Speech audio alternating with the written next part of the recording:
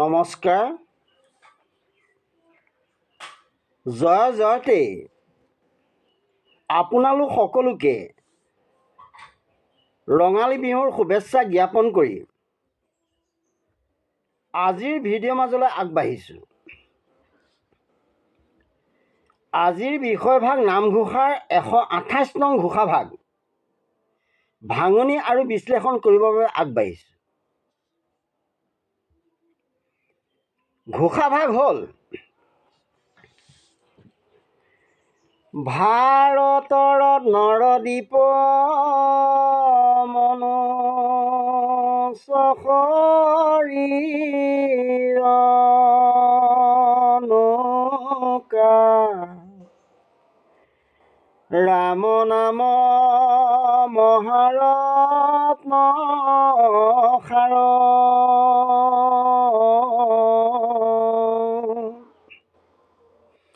হেনয় বাণিজ্য পাই যিটো জানে নকৰয়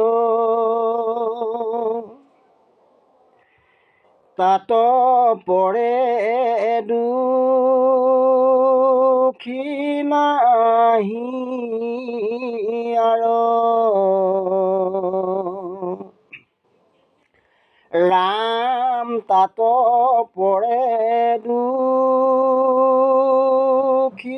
নাহি আৰু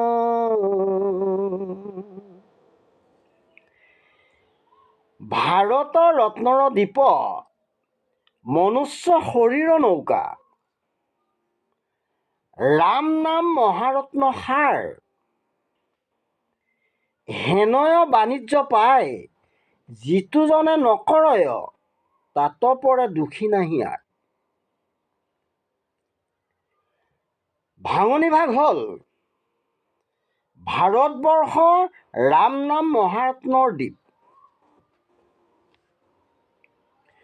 মনুষ্য শৰীৰ পায়ো ৰাম নাম মহাৰত্নৰ ব্যৱসায় নকৰিলে তেওঁৰ দৰে দুৰ্ভগীয়া আৰু কোনো নাই।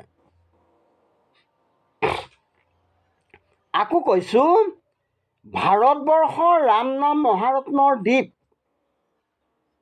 মনুষ্য শৰীৰ পায়ো ৰাম নাম মহাৰত্নৰ ব্যৱসায় নকৰিলে তেওঁৰ দৰে দুৰ্ভগীয়া আৰু কোনো নাই।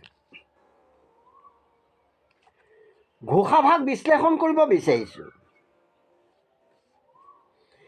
এই ঘোষাভাগে ভাৰতবৰ্ষৰ মনুষ্য শৰীৰ আৰু নামৰ মহিমা প্ৰকাশ কৰিছে।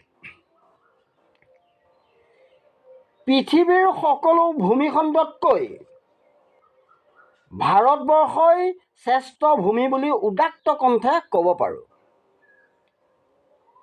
কাৰণ এই ভাৰতবৰ্ষৰ বুকুতে যুগে যুগে ভগৱানে অৱতাৰ গ্ৰহণ কৰি নানা লীলা কৰি গৈছে। অনেক ঋষি মুনি তত্ত্বদৰ্শী মহাজনে এই ভাৰতবৰ্ষতে জন্ম লৈ যুগে যুগে জ্ঞানৰ পৰম জ্যোতিৰে বিশ্বক পোহৰাই গৈছে।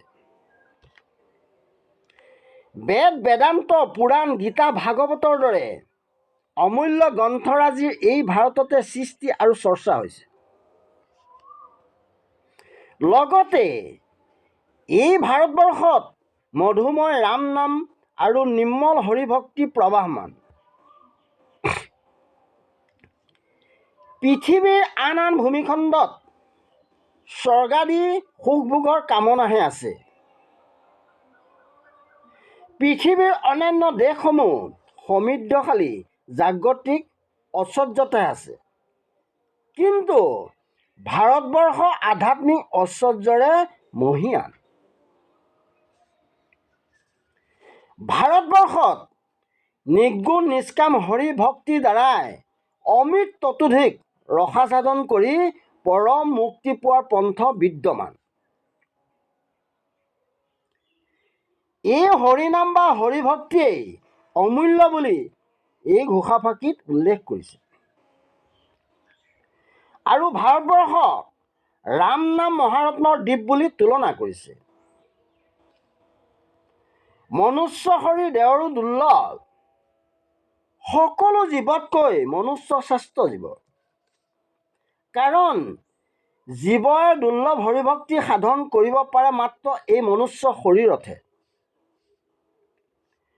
মনুষ্য শৰীৰ লাভ কৰিও হৰিভক্তি অনুশীলন নকৰিলে আকৌ কোটি কোটি কল্প নাৰকীয় জন্মগ্ৰহণ কৰিব লাগিব।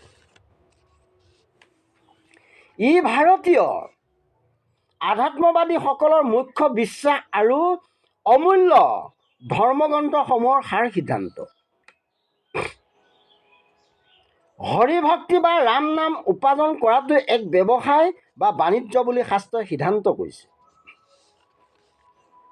ৰাম নামেই এই বাণিজ্যৰ মহাধন। ভক্তি আৰু মুক্তিয়ে এই বাণিজ্যৰ ফল। বিশেষকৈ মানুহে এই কলিযুগত অল্প আয়সতে মধুময় ৰাম নাম কীৰ্তন কৰি হেলা ৰঙে ভৱসাগৰ পাৰ হ'ব পাৰে আৰু মনুষ্য শৰীৰ থকালৈকে পৰমানন্দ সুখত মজি থাকিব পাৰে। ৰাম নাম অনুশীলনৰ ফলস্বৰূপে এনে সুযোগ আৰু সুবিধা পায়ো যিসকল লোকে ৰাম নাম মহাৰত্ন ব্যৱসায় নকৰিলে, অৰ্থাৎ হৰিভক্তি অনুশীলন কৰি বিপদৰ বন্ধু ৰাম নাম মহাধন অৰ্জন নকৰিলে, তেওঁলোক মহা দুৰ্ভগীয়া বুলি এই ঘোষাই প্ৰকাশ কৰিছে। দুদিনৰ পিছতেই আমাৰ এই মনুষ্য শৰীৰ ভৰা নৌকা কাল সমুদ্ৰত ডুব যাব। বাণিজ্যৰো সুদাহাতে ফিৰি যাব লাগিব। স্বপ্নপ্ৰায় মনুষ্য জীৱন দুদিনৰ পাছতে হেৰাই যাব। ভাগৱতৰ পদভাগত কৈছে, পদভাগ হ'ল কলিযুগ ভাৰতবৰ্ষ হৰি নাম দেহৰো দুৰ্লভ নৰ তনু অনুপম চাৰিৰো সংযোগ কোটি কল্প নাপায় সপোনৰ নিধি যেন জাগিলে ৰায়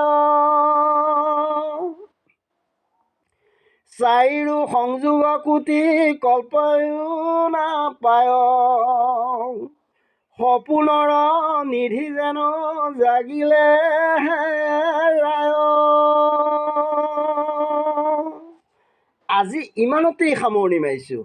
ওম বিষ্ণু, ওম বিষ্ণু, ওম বিষ্ণু।